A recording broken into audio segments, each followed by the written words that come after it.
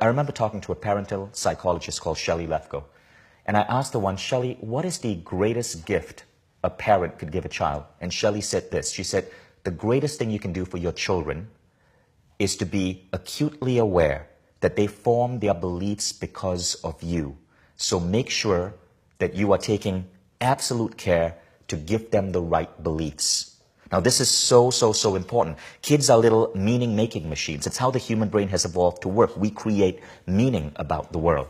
Now, if you think about, say, American parenting, right? Let's say Billy, your kid is sitting at a table, and he drops his fork. And you go, Billy, don't drop that fork.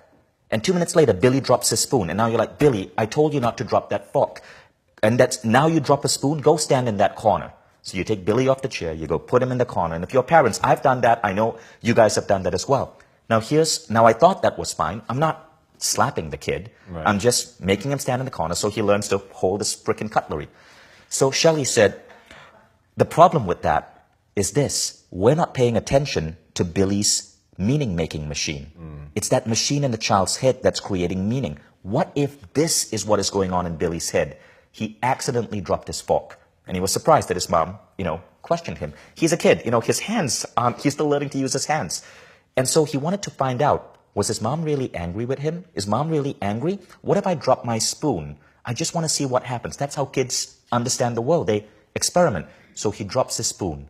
Now mom sends him to a corner. He doesn't get to finish his meal, which he was enjoying. Now think about, Shelley says, what's going on in Billy's head. The meaning-making machine is turning. He's going, Mom doesn't trust me.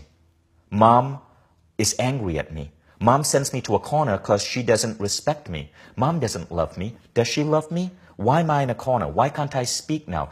My voice is not important. And these things become part of our identity. And these things, when they repeat, is what creates adults that can be so broken. All of us grow up with these holes within ourselves. We feel not loved enough. We feel not important enough. We feel that we don't matter. All of us grow up. I had these issues as a teenager. And it's because our style of parenting doesn't take care of the meaning-making machine in a child's brain. So how do you do that? Well, you be acutely aware of how a child's brain works. So with my son, let me give you an example of the opposite, right? I was driving my car with my son 2 weeks ago, and he asked me a question. I can't remember what it was, but it was something about science. He's a science junkie. And as he asked me the question, the phone rang, and I checked it, and it was my CFO, and I knew it was an important call, so I took the call. And 2 minutes into the call, I realized I'd ignored my son.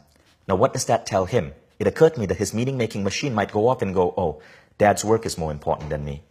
I'm not important. Dad's CFO is more important. So I paused the call, and I said, Hayden, I am so sorry. Your question is so important to me. You're the most important person in my life. I just need to finish this call because it's only going to be 2 minutes, and I'm guessing it's something urgent, and then I'm going to give you full attention. Those simple statements tweak his meaning-making machine and gives him a sense of importance, gives him a sense of understanding that he is truly important.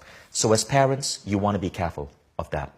Now, if you do that, your kid is growing up with healthy beliefs which are empowering, beliefs of confidence, beliefs that say, I matter.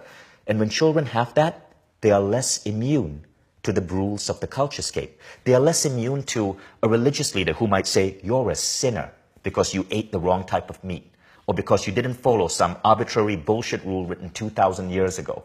They are able to use their own, they get a positive meaning-making machine, and they are better able to use that sense of power and confidence to navigate the world without falling for other people's bullshit.